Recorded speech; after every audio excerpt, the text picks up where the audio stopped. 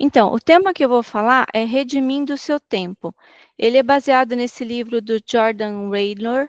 Aqui está o site dele. Recomendo fortemente a leitura, porque ele ensina a gerenciar o nosso tempo com base em 7 princípios que Jesus mesmo aplicava na vida dele. Então, ele é muito interessante por causa disso. Ele se baseia na vida de Jesus, tá? Por que nós temos que redimir o tempo? Alguém poderia ler o versículo para mim?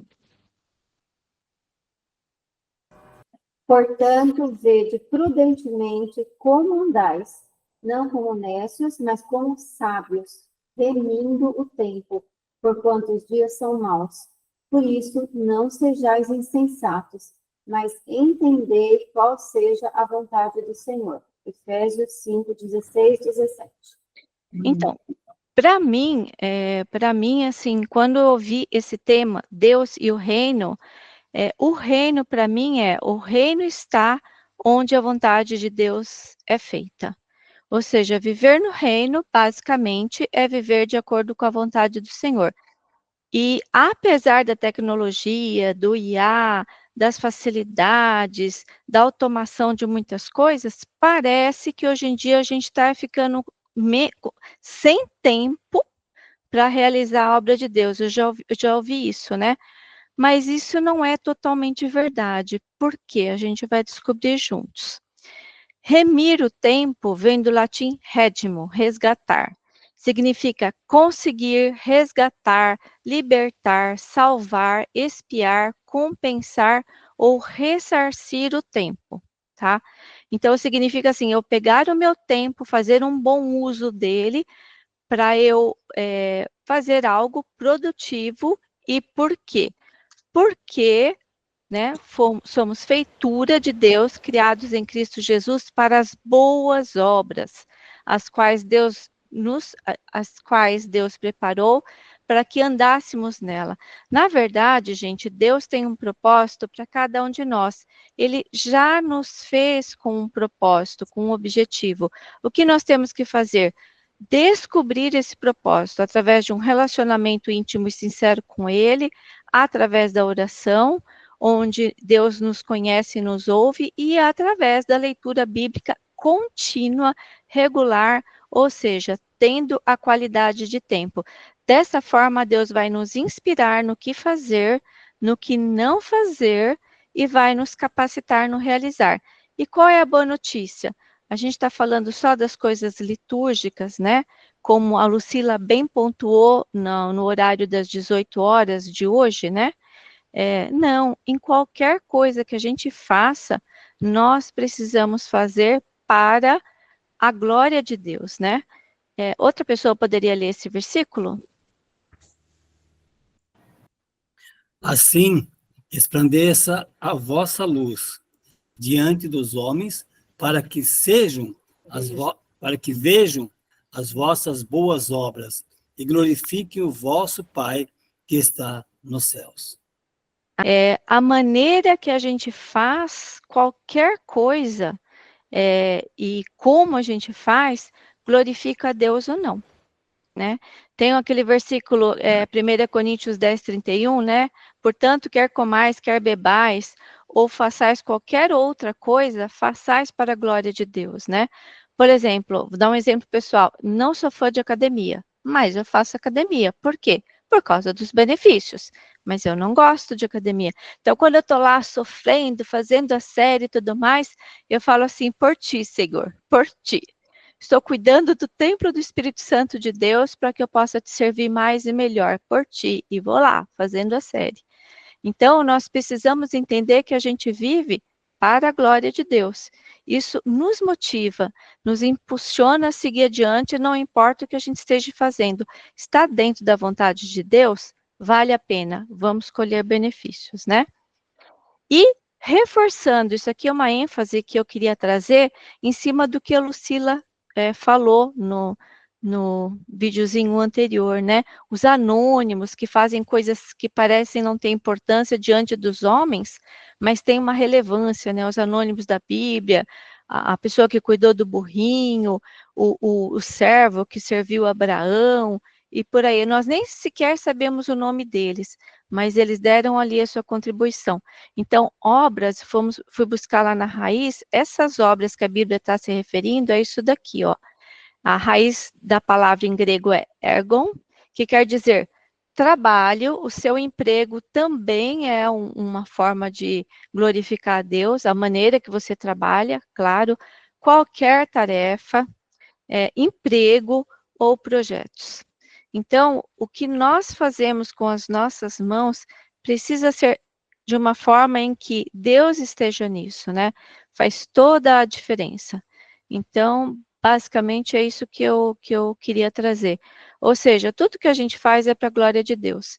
Eu acabei de sair do imersão presencial lá no Seva, né? No sítio Seva, nós ficamos lá 9 dias buscando ao Senhor, foi muito bom mesmo, e ali nós tivemos a chance de experimentar uma vida coletiva, onde cada um tinha sua atividade, buscávamos a Deus juntos, tínhamos tempo livre, durante o dia cada um dava sua contribuição, e para mim, esse tipo de retiro, vamos dizer assim, é um prenúncio do reino. Com certeza é um prenúncio do reino. Não tem quem não contribua, não tem quem não desfrute, não tem como não sentir a presença de Deus. É muito bom mesmo. Então, basicamente, é isso que eu queria compartilhar com vocês. E uma coisa que eu ouvi lá durante o nosso imersão, que o Harold Walker foi ministrar para a gente, eu nunca tinha ouvido isso, eu gostaria de compartilhar com todos vocês agora. Nós temos uma idade biológica, cronológica, desde que a gente foi formada no ventre das nossas mães até esse momento, né? Mas sabiam que existe a idade em Deus? Pois é, a idade em Deus é aquela em que nós passamos a vida fazendo a obra de Deus.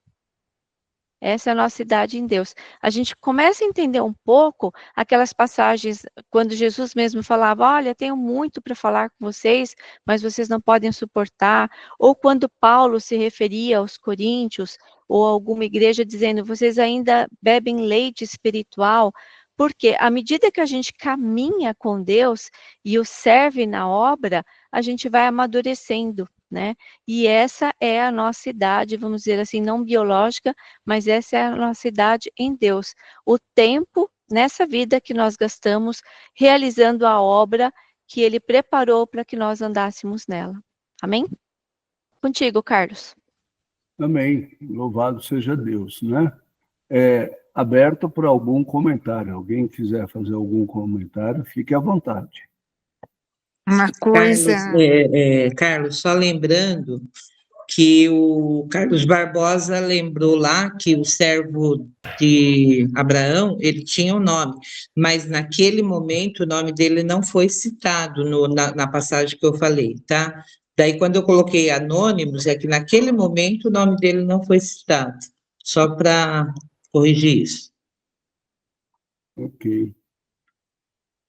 Fala, Ivonete. Eu ia só comentar, né? Isso que a Elaine falou, da gente fazer tudo como se for ao Senhor. A gente ouve muito isso, né? Mas pôr na prática é diferente. E eu creio, assim, que Deus alivia, né? Às vezes está fazendo uma coisa que é pesada, que é difícil, mas quando você lembra, não, eu vou fazer como se for ao Senhor, a carga fica bem mais leve, né? Então, ajuda muito, porque ele acaba aliviando, dando um refrigério, né? E aquilo que era tão difícil, a gente passa a fazer com tranquilidade. Ela falou da academia e é uma verdade, né? São poucos os que realmente vão por prazer, mas é uma necessidade, né?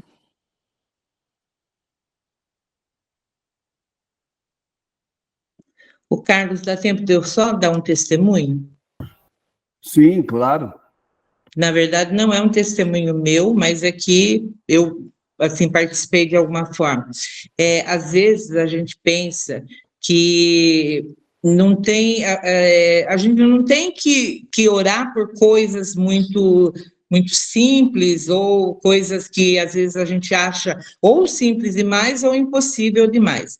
E dando um testemunho, alguns anos atrás, um irmão abriu uma empresa e uma pessoa muito eficiente naquilo que ele fazia foi ajudá-lo alguns dias.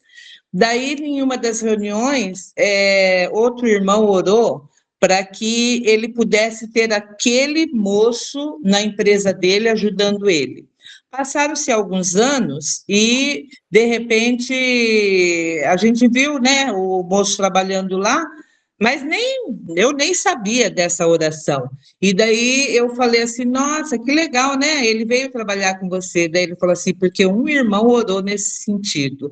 Então, eu acho assim, às vezes a gente pensa que é muita audácia da gente querer pedir alguma coisa, né? E Deus só está esperando que você externe aquilo, peça aquilo para ele dar.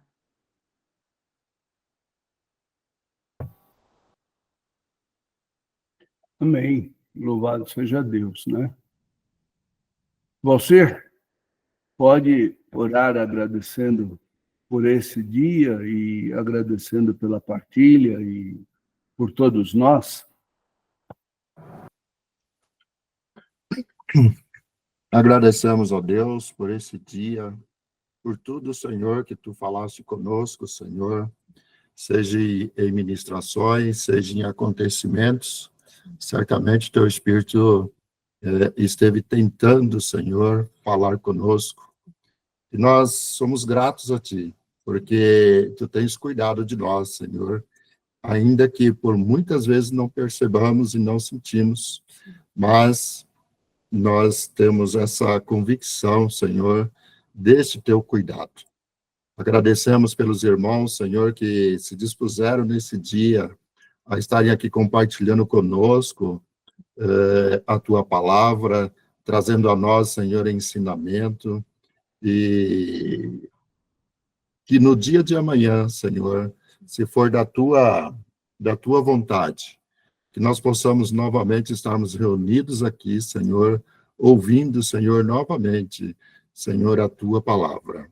Nos dê uma noite de descanso, num repouso, Senhor, suave, agradável, Senhor, a cada um de nós. Senhor. Em Jesus. Amém.